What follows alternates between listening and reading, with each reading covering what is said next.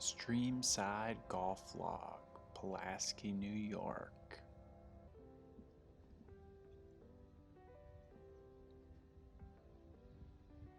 Alright, we got the first hole. It's a par 4.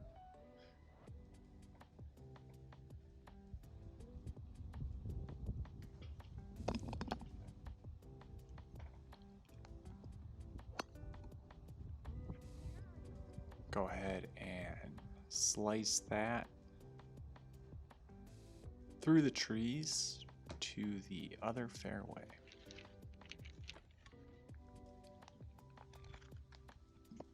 Gonna open up that Ben Hogan's 5 Lessons Modern Fundamentals of Golf. Today, let's figure out what we want to do. Did the grip in the last video. Do the first part of the swing. So go ahead and punch it through the tree line there. A lot of trees between these two holes, so pretty fortunate that it got through.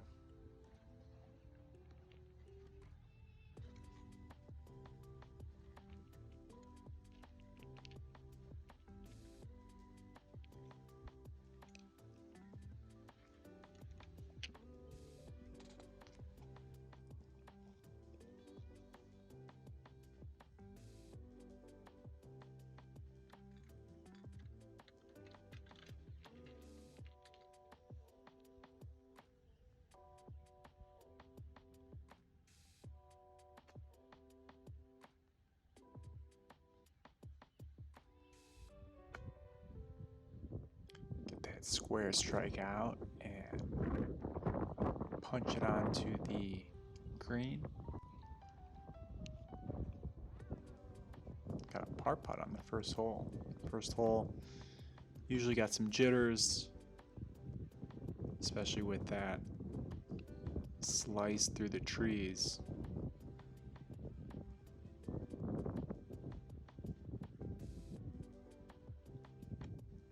No luck on the par putt, but I do tap in for bogey.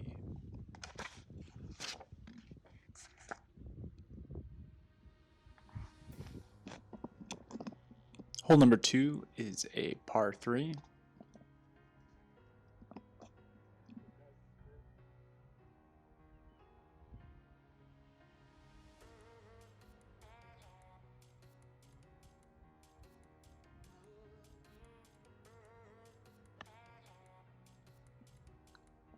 Get a pretty good swing on that and just slightly over the green.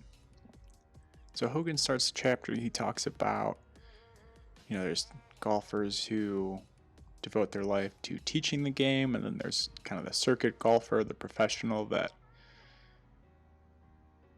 tries to make money, and then also the rare individual who tries to do both, who tries to teach and tries to be very good.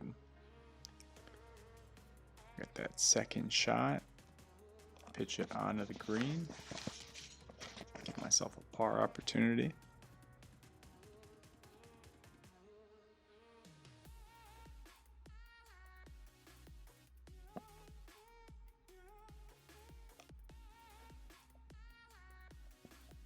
So Hogan says that a teacher is no better than his pupil's ability to work and to learn.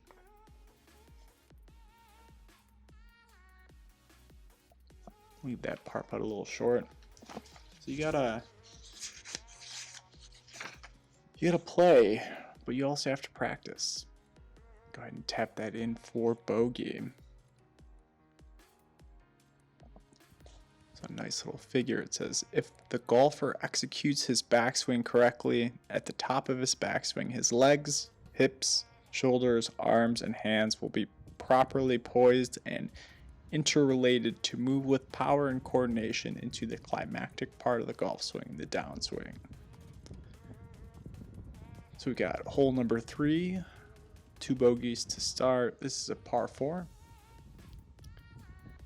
This is on the TikTok as today's not hole of the day. It's not because of the drive. Hit it pretty straight.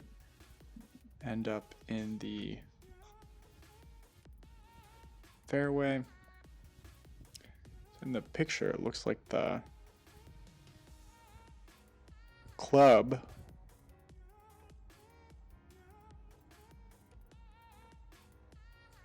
is perpendicular with the earth, the shaft is. So it doesn't have any angle, it's straight left arm, got a little bit of bend in the elbow. All right, so here's where the meltdown begins. Picked up the hybrid, and I rarely hit the hybrid. I'd like to be a little bit better with it and just slice it into the woods.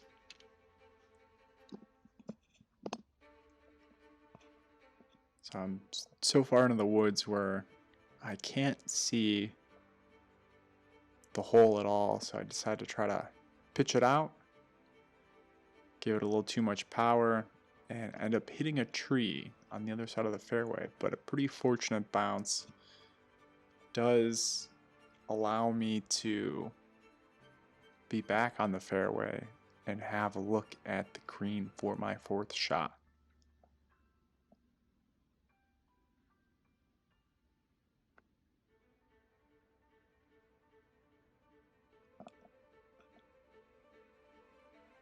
Do leave it a little short here.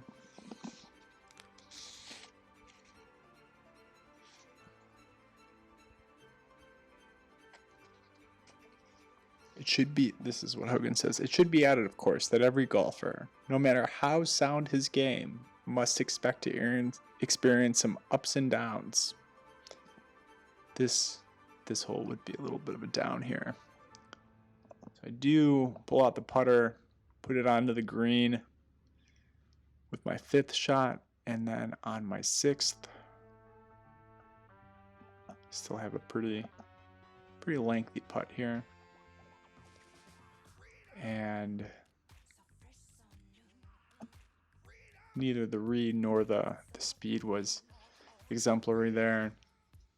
Try to tap it in for a triple bogey, and unfortunately that doesn't work out, so I'm at a quadruple bogey.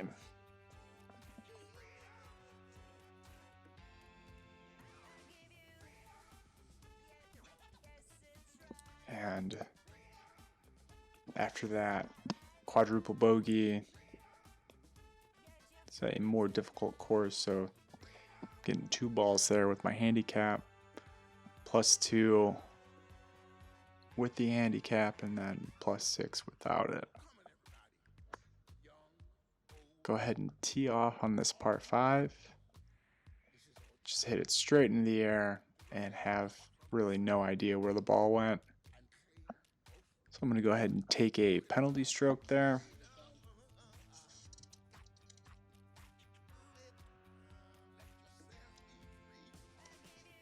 So one of the things I get from the Hogan book is the waggle. It's the kind of shaking out the tension in the muscles before you hit. Get that hybrid out. If at first you don't succeed, try again. I do keep this ball in play, so I'm on my 4th shot now, including the 1 penalty stroke on this par 5. Still a pretty far distance to go to get to that green.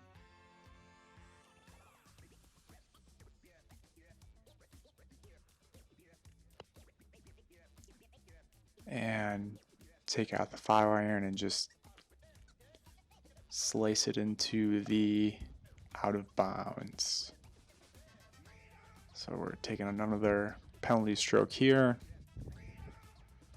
That puts us on the sixth shot, the bogey attempt on this par 5.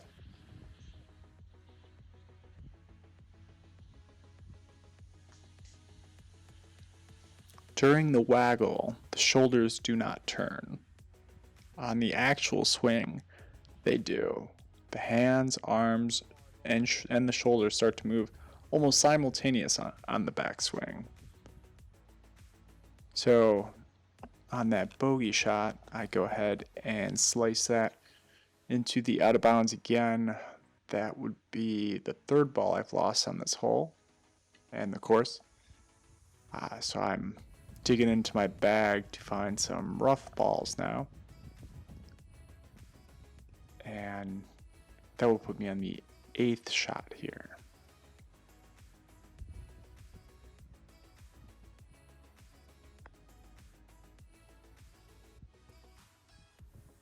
I do get the ball onto the green.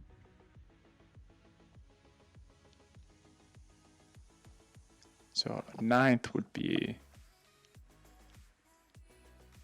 the second straight quadruple bogey. If I make this putt here.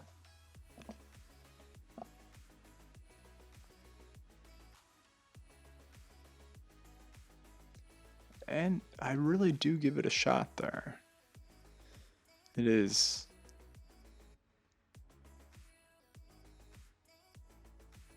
pretty close, just a tapping away.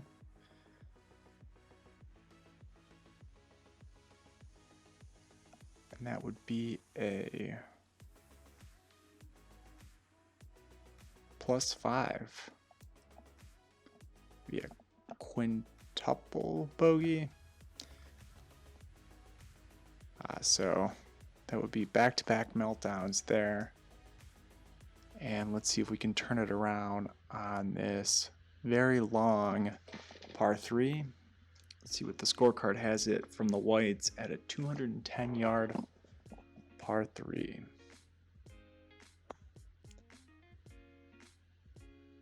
Catch a little bit of ground on the tee shot.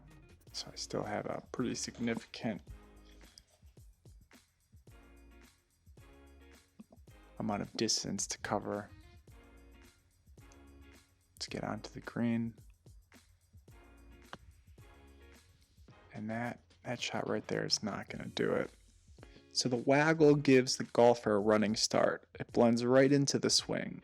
For all general points and purposes, the backswing is simply an extension of the way the golfer takes the club back on the waggle.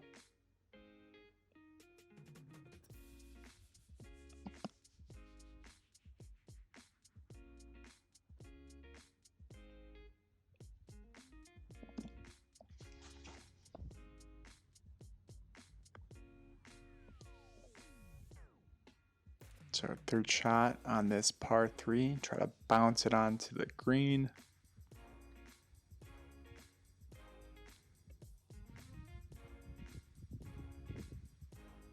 It does hang on, and I'm on the back of the green.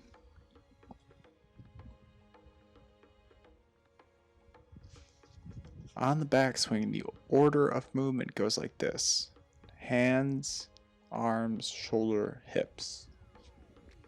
Hands, arms, shoulders, hips.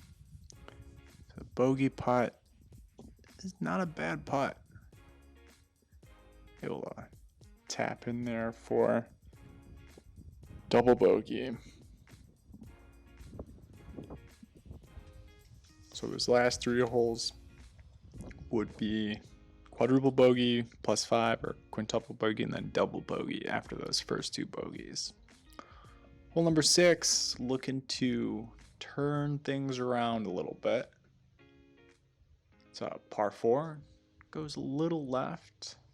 Let's check the distance on this. 328, so not too bad from the whites. And as far as drives go, that one is pretty straight for me.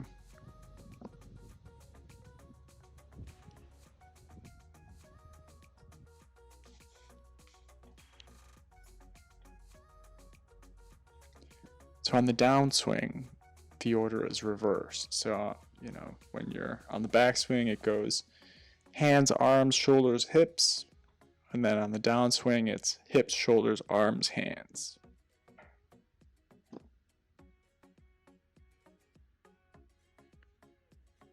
So second shot, hole number 6. We're on the green. So the turnaround is looking good here. Gonna go ahead and get a birdie attempt.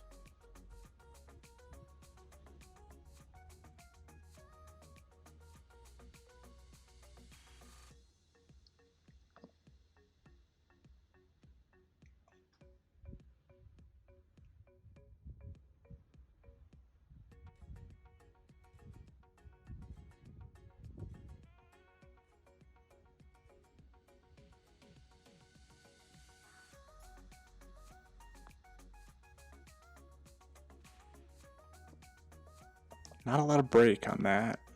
So the speed being decent, but the direction really didn't work out there. So got a par putt here, would be the first par of the day.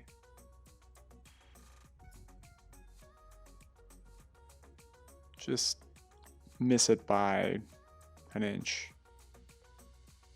And really struggle with the COVID foot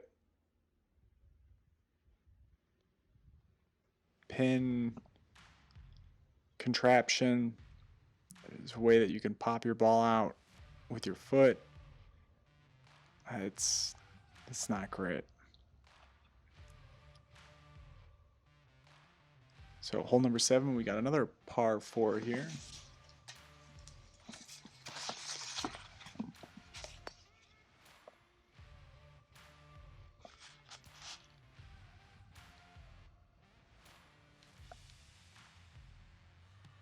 Tee shot is pretty good. This hole does go a little bit left, so don't really have the best look at the pin here because I got a lot of shrubbery, a lot of trees and branches and rough that would make a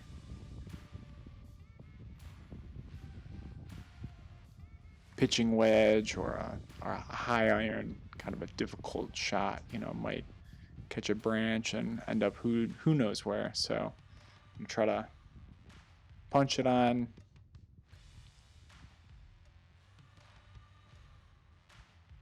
Not a bad shot, but it does go a little too far. So reading a little bit of Hogan. On the backswing, the shoulders are always ahead of the hips as they turn. The shoulders start turning immediately. The hips do not, just before your hands reach hip level. The shoulders, as they turn, automatically start pulling the hips around. As the hips begin to turn, they pull the left leg into the right.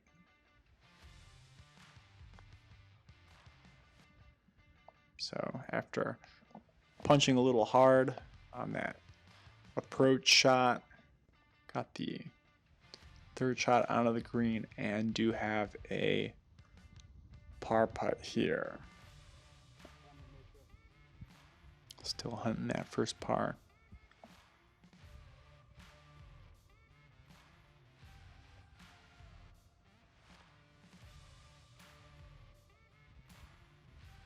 And probably the best putt per day in the day, but just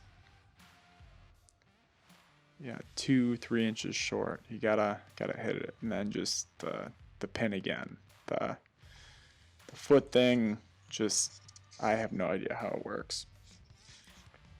So again, Hogan says the shoulders are always ahead of the hips as they turn.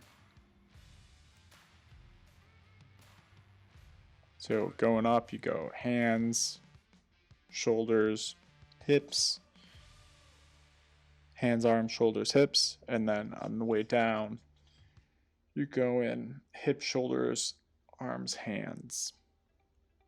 Hole number 8. So this is a pretty wicked dog leg left.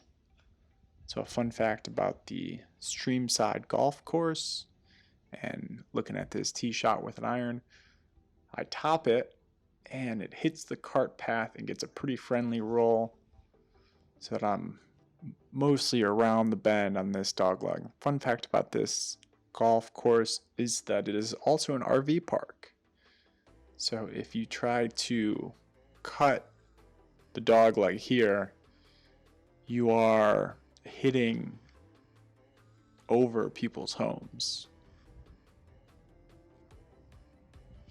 or their recreational vehicles, to be more precise.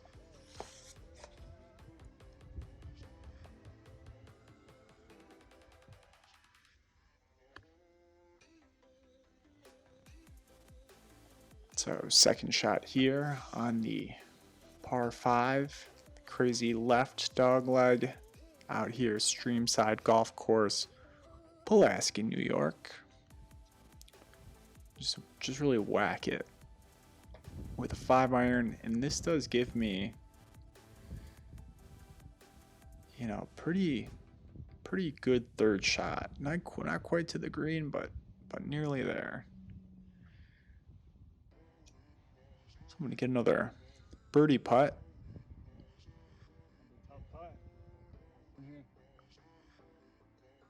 And there's a lot of slope here. It's a little hill that I wish I would have ran up on my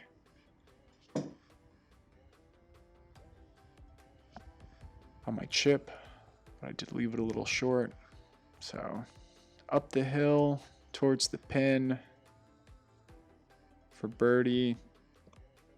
It wasn't really that realistic that I would make it, but I do give myself an opportunity here for par and doing the ball switching, hoping that maybe that's the answer.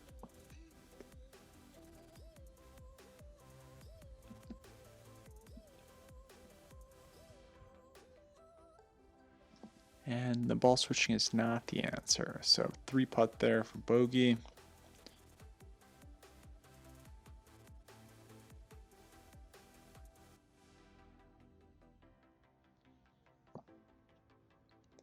Moving on to the last hole. It's par 4. Another fun fact about the Streamside Golf Course is that it is a 12-hole course. So not 18, not 9, it's 12. Looked like they were planning on doing 18, and then once they got to 12, they just said, we'll keep it here.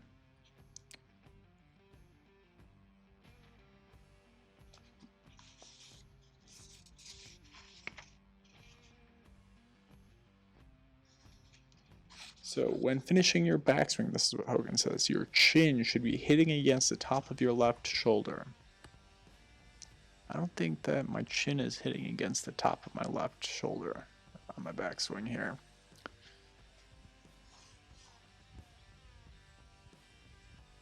So second shot, a little short, but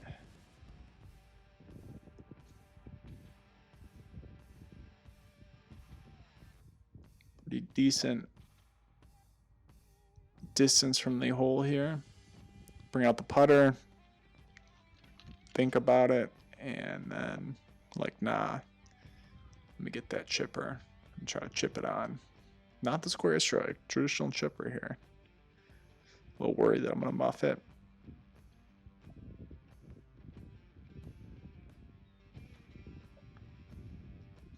Really not a bad chip there.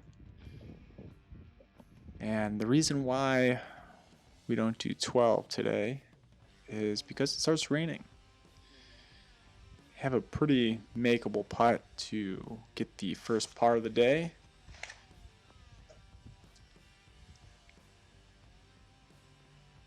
And I'm gonna have to wait till next time because that doesn't go in. We got a bogey there. So plus 17 overall for my handicap, plus 4. Streamside Golf Course, Pulaski, New York.